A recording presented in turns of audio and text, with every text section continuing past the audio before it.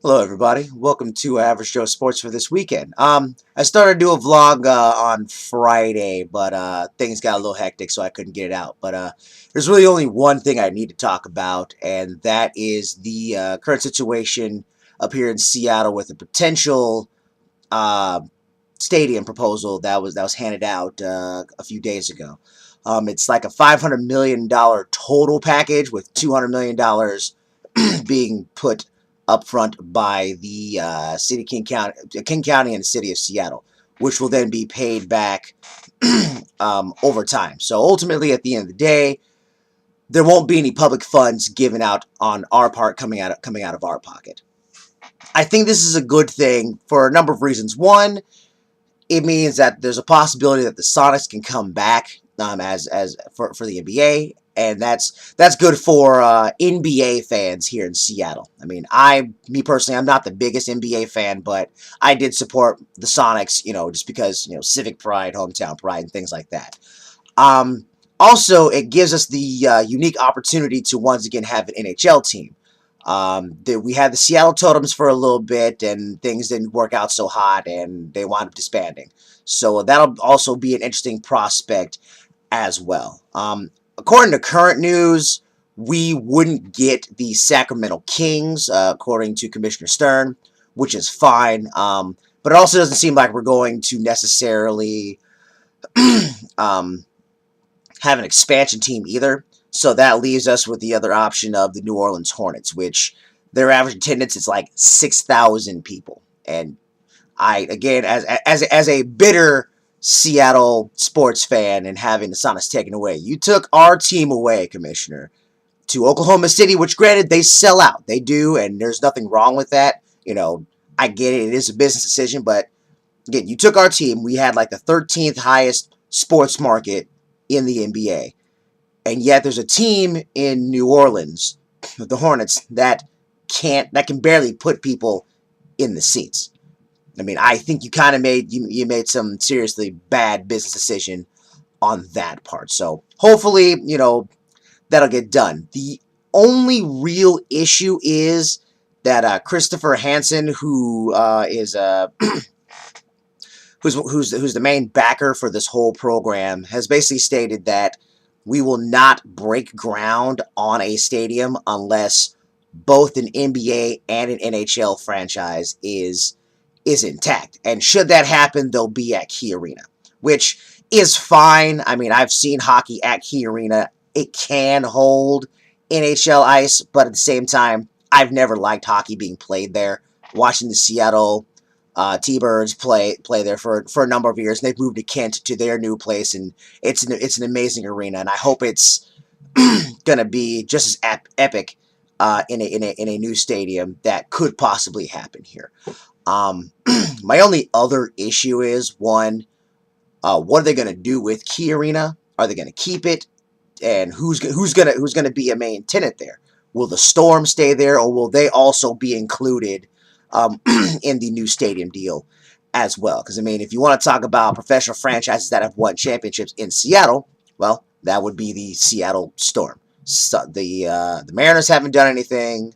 The Seahawks, though they made a Super Bowl appearance in the last decade, still haven't done much. They only have an NFC title to show for it. And the Seattle Sounders, despite winning, 3 U.S. Open Cups, that's not a championship. I mean, those are championships, yes, but it's not the big league championship that we all want. But again, that's a different vlog for a different time. I'll get on Sounder stuff here in the next few weeks with the opening of the season coming around pretty soon.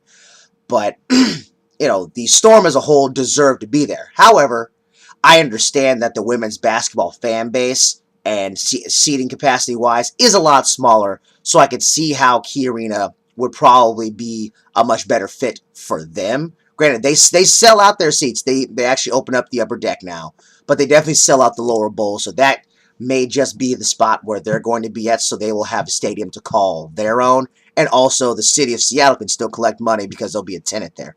My other issue is when the Sonics left Seattle, it had to do with a number of things. Part of it was, you know, the city and King County and the state just basically said, fine, if you want to take the team, fine, then take the team.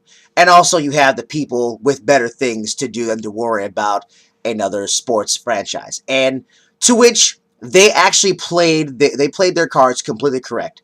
They bound together as a group as a group of people and said, we do not want this, and we're going to create the biggest stink on the face of the planet. And that's fine. I give it up to them because they played a major part in the grand scheme of things for having Seattle leave. I don't necessarily 100% blame them, but they were definitely a catalyst to making that transition happen and making it easier for Clay Bennett to say, you know what, I'm just going to take my team, go to Oklahoma City, and make it do what it do there.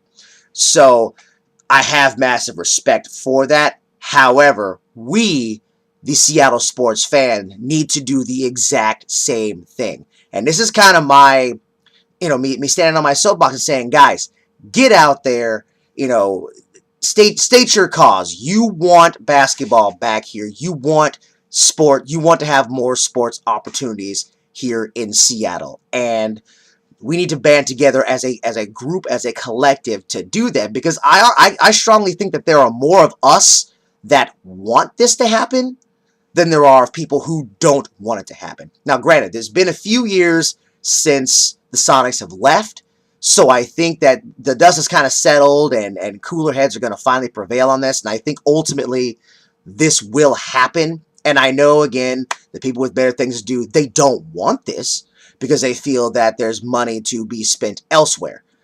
Again, most of this is going to be paid for with private money. So that's going to be a good thing with little to no money coming out of our taxpayer pockets. Because, I mean, the goal is to not necessarily have us pay for it. But listen, we go to the games. We like popcorn. We like hot dogs. We like beer.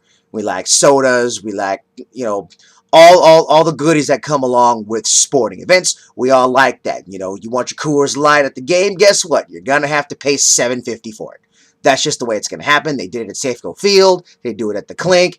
You're going to get overpriced everything. Why? Because that's how we, the people, are going to be paying for it out of our own pockets. So at the end of the day, that's what's going to happen. So from merchandise and food are going to be the main ways that these investors are going to get their money back. So that's just the way it is, and I'm fine with that. And to the people who out there who don't necessarily like that, you don't have to go to the games. I mean, that's plain and simple. However, most of you guys out there who aren't the biggest sports fans, and again, I'm not trying to pick on the people with better things to do, but at the same time, you guys are mostly the fair weather fans. You'll show up to games because you won't say no to free. And believe me, there ain't a damn thing wrong with that, because I go to games for free all the time, and I enjoy them a whole lot more when really all I'm paying for is the food and the drinks at the stadium and not the tickets along with that. So I totally agree, but if you don't like it, don't go to games. Also, you don't use a stadium just for sports. There are other things that you can do there. There are concerts. There are expos. I mean, you guys like to go to the Bridal Expo, the RV show, the boat show. There's the AMA Supercross. You like going to see U2 so you can go bullet the blue sky. I don't like U2. Sorry. I just don't. You like to go see those things at CenturyLink, and you like to see them at, Key Arena and Everett Event Center and all those other places. So you will go to the stadium for one reason or another. Stadiums are multi-use things. They don't just sit there silent when the sports season's over. I don't have the numbers, but my guess is football and baseball and soccer, okay, mainly football and soccer at the Clink, yeah, that takes up a big portion of the scheduling there, but there's still concerts, there's still expos, there's still other things that are going on over the course of the year. They also have event centers. That's the one thing that these newfangled stadiums have going for them. It's not just you have a stadium sitting there. You've also got the event center to where you can hold smaller events. You can hold small galas. You can hold dances. You can hold smaller conferences there. And then you can use the stadium to hold something super huge, whether it be Disney on Ice or Skate America or, professional wrestling, or the MMA might finally come to Seattle for a change. You know, things of that nature. So there's more things for it to do that will tailor to a wider format, audience-wise. So I mean, there's really no real negative push into us having a new stadium. It's just another place for us to put something. Now, granted, it's going to be expensive, and at the end of the day, you know, we are going to be the ones kind of holding the bag on this one to a certain extent. As again, concessions cost money. The pants cost money. The jerseys cost money. You know, everything costs money. So I mean, that's just a strange the whole thing. Sorry, James, I had to say that. I love that analogy. But yeah, again, we as a sports collective need to come out there and say, this is what we want. It's our turn to fight. It's our turn to go out there and say something. It's our turn to take charge of this situation and fight. Not physically, but with our presence, with our words. And I implore all of you to go out there and do that.